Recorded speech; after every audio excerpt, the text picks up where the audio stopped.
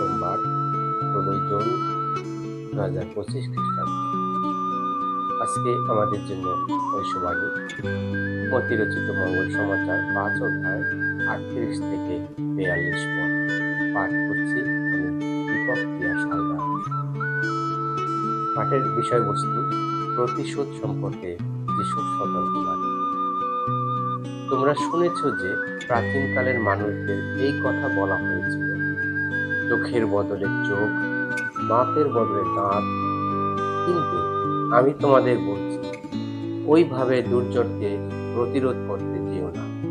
বরং কেউ তোমার ডান গালে চড় মারলে মুখ ঘুরিয়ে অন্য গালটিও তার দিকে পেতে দাও। কেউ যদি মামলা করে তোমার জামাটি নিতে চায়, তবে তোমার গায়ের চাদরটিও তাকে দিয়ে দাও। কেউ যদি তোমাকে ১ কিলোমিটার হেঁটে যেতে বাধ্য করে, তবে তার সঙ্গে বরং ২ কিলোমিটারই হেঁটে যাও। যে লোক তোমার কাছ থেকে চায় তাকে তুমি দাও। কেউ ধার চাইলে কখনো মুখ ফিরিয়ে নিও না। খ্রিস্টের বাণী। খ্রিস্ট প্রভু তোমার প্রশংসা হোক।